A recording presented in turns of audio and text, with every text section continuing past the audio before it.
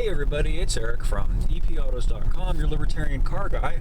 Had a personal anecdote that's kind of a cautionary tale that I wanted to talk about because I thought it might be helpful to people out there who aren't aware of this particular thing. Alright, so let me set the stage.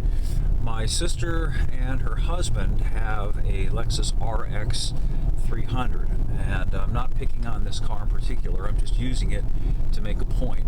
This car has a V6 engine that's transversely mounted, which means it's mounted sideways rather than front to back, and that's typical of vehicles that are built on a front drive / all-wheel drive type layout, which is now the most common layout.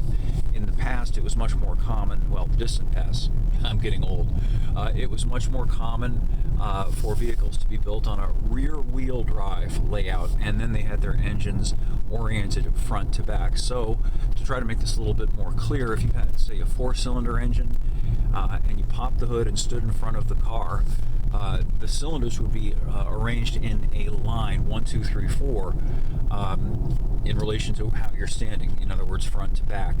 In a front drive car, that same 4-cylinder engine, the cylinders would be laid out sideways relative to, say, the front wheels in that direction. So where am I going with this? Well, if you have a vehicle like my sister's RX with a transversely mounted V6 engine, when you go to change the spark plugs, the first 3 on the side of the engine that's facing you, they're very easy to get at. Anybody can change those 3 plugs who has a basic socket set and the inclination to do it. But then there are the other 3.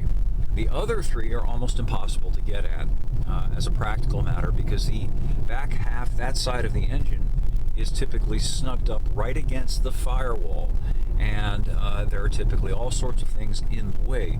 In this particular case, the thing that's in the way chiefly is the intake manifold and all of the peripherals that attach to it. So in order to get at the spark plugs, the first thing that you have to do is remove the intake manifold, which is a big job. And what it winds up being is an expensive job, something that in the past on a V6 engine anybody could have done in the course of 15 minutes with basic hand tools. Now it's become an $800 or even more than that job at a shop because of the labor that's involved in removing the intake manifold and all the peripherals before they can get to the spark plugs. This sort of thing is fairly common too now with modern vehicles that have just been made to be very difficult to service when the time comes for them to need service. Now, in their defense, they don't generally need to be serviced that often. In the case of my sister's RX, we're talking about, oh heck, 20 years since the thing left the factory. Still, it was running pretty well with the original spark plugs. They last that long. But eventually, they do need to be replaced. And then you face a job like this. You know, there are other jobs that are similar. Another good example being the timing belt rather than the timing chain. Timing belts invariably have to be replaced, because if you don't, they'll break and then the engine will stop working, and in a worst case scenario you might break the engine too. Timing chains, they sometimes break, but it's not common. They may stretch and your timing may not be as accurate, but generally they last a very, very long time, usually the life of the vehicle. And you know, if you have to replace a timing belt, it's a very involved job requiring disassembly of most of the engine just to do that job. So that's just one more example.